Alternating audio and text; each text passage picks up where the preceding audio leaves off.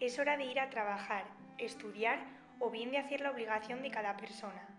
Nos despertamos, desayunamos, preparamos, organizamos y nos disponemos a salir de casa. Nos dirigimos a nuestro lugar de destino y realizamos las diferentes tareas de la mañana. Volvemos a casa a comer y seguimos con las obligaciones de la tarde, y así sucesivamente, hasta que nuestro día se agota. Y es que algo que parece tan sencillo es necesario verlo desde otro punto de vista. Y os preguntaréis, ¿qué tiene de especial hablar de un día cualquiera? Paraos a pensar e imaginar.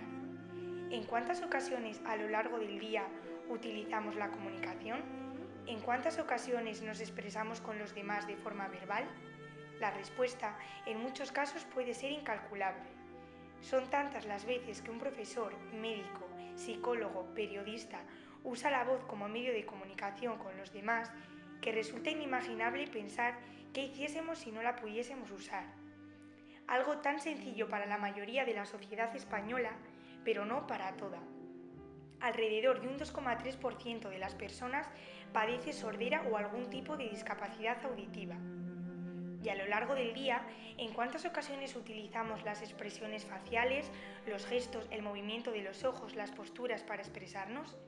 Aunque no seamos tan conscientes de esto, la comunicación no verbal es tan importante como la verbal, hasta el punto de que, gracias a ella, ese porcentaje de personas sordas pueden comunicarse a lo largo de sus días, de esos que nos parecen tan sencillos y rutinarios a los oyentes, pero esos que a una persona sorda le crean tantas dificultades.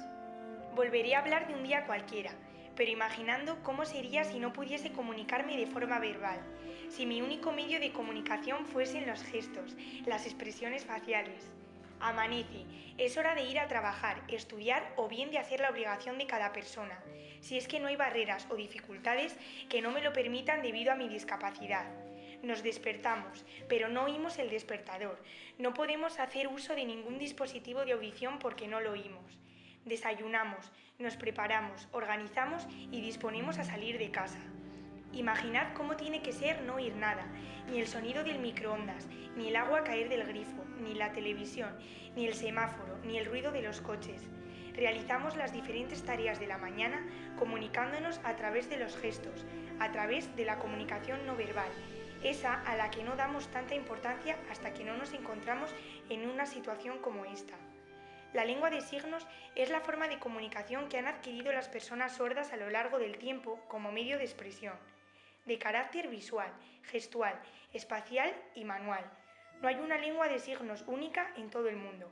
Cada país posee una o varias y evolucionan de forma natural. Es tan importante la comunicación no verbal como la verbal en un proceso comunicativo.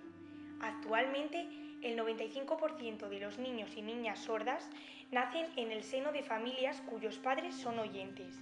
El 80% de las sorderas infantiles están presentes en el momento del nacimiento y el 40% de la población infantil con sorderas severas y profundas va a ser candidata a implante coclear. Para adentrarnos más en el tema de la comunicación no verbal, hemos venido hasta aquí, a Aransburg, la Asociación de Familias de Niños Sordos de Burgos. Hola, me llamo Guillermo, tengo 13 años y soy sordo y tengo 2 audífonos. ¿Cuántos años llevas viniendo aquí? Unos 12 años. ¿Y tú qué crees que te aporta la asociación y en qué te ayudan al día a día? Pues siempre me han ayudado a aprender a hablar y a superar mis problemas. ¿Y se te hace difícil el día a día en el colegio? ¿No? Con los audífonos bien. Me llamo Lidia, tengo 12 años y tengo un implante osteointegrado. De los 2 años. ¿Tú estás aprendiendo a hacer ya en plan gestos o sabes ya hacerlo? ¿Sabes todo hacerlo? No, todo no. Pero más o menos. Sí. ¿Nos puedes decir algo con el lenguaje? Lo que tú quieras. Hola, me llamo Lidia. Encantada de conocerte. Así, encantado de conocerte. ¿Te costó mucho aprenderlo? No. ¿Tus papis lo saben hacer también? Sí, mi madre sí, pero mi padre no. Vienen a aprender. Tú has dicho que antes cuando haces así, ¿qué significaba? Encantado. ¿Sabes lo que significa para mí esto? Que tengo hambre. ¿No? ¿No te pasa a ti? Yo cuando veo así aquí, qué hambre tengo, ¿no? ¿Eso no lo haces? Hambre es esto. ¿Cómo es hambre? Así. Así, Así. así. Con el dedo. Ya sabes, hambre.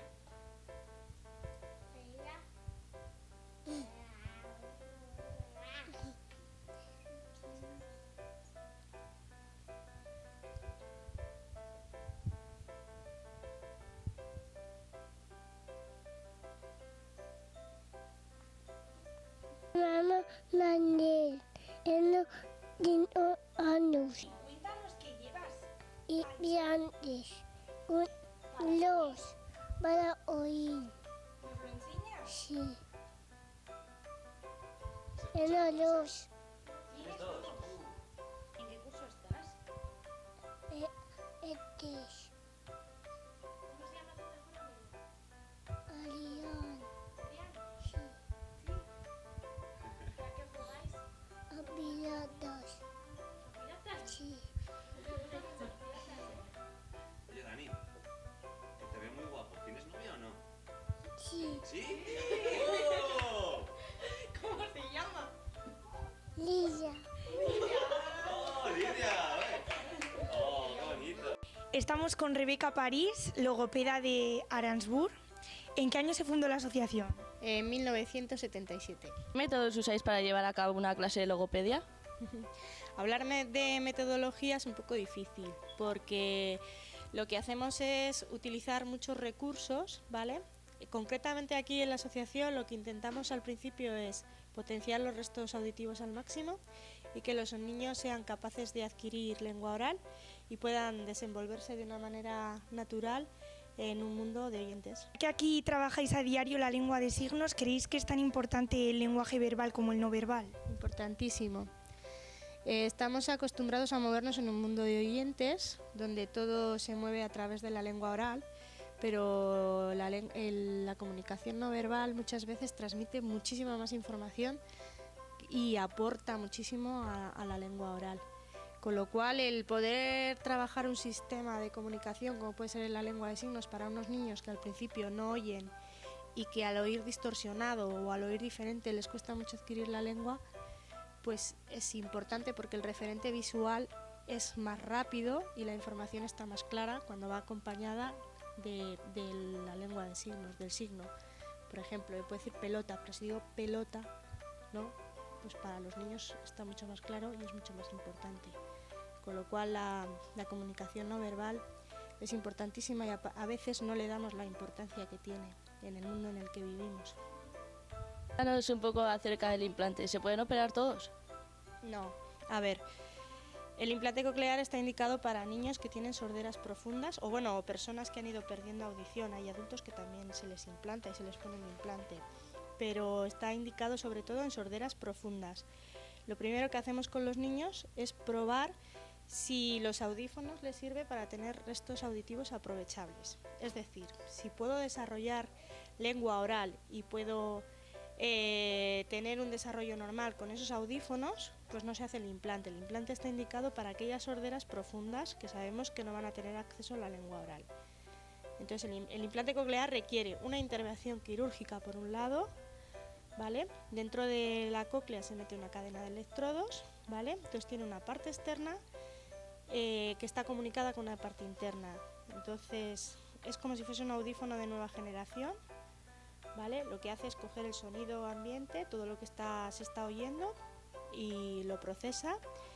La cadena de electrodos cambia la información acústica en bioeléctrica y luego se manda al cerebro. Es decir, que en sorderas en las que el nervio auditivo está dañado o en las que hay más problemas asociados y sabremos que hay un problema a nivel cognitivo y neuronal, pues el implante tampoco tiene los resultados deseados. ¿Cómo se fomenta todo esto?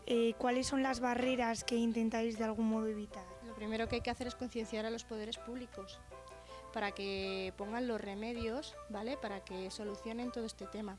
Se han conseguido muchas cosas. Se ha aprobado una ley de lengua de signos y de apoyo a la comunicación signada y oral.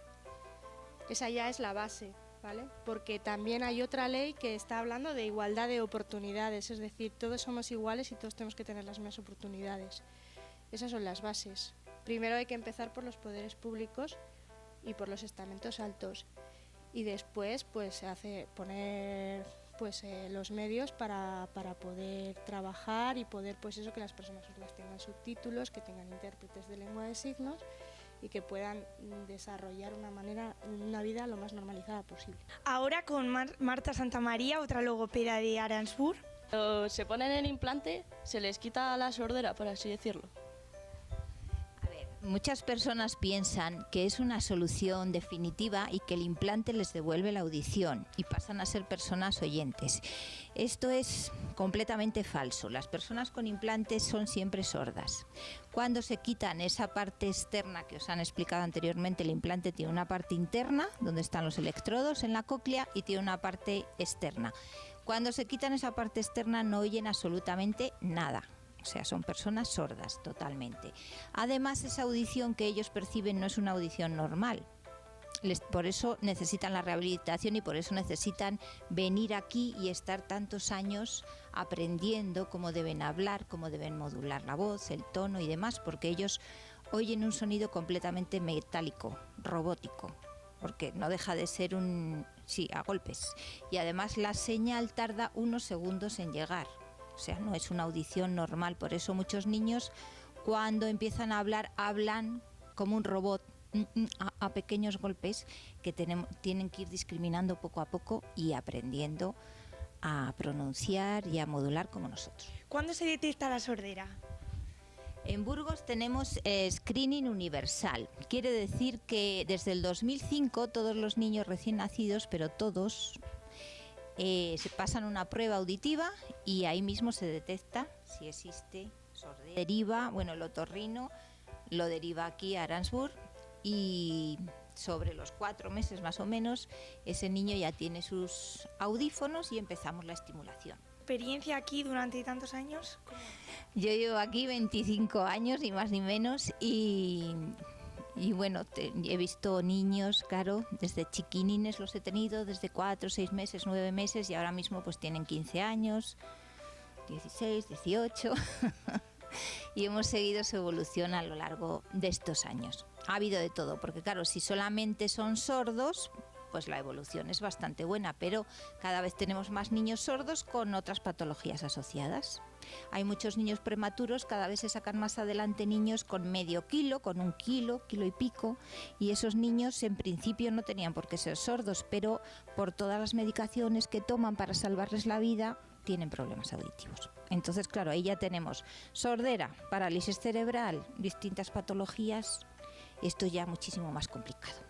Pero también los tratamos aquí, niños con muchas más patologías aparte de la sordera. Pues esto es todo. Muchas gracias, Marta. Muchas gracias a vosotras.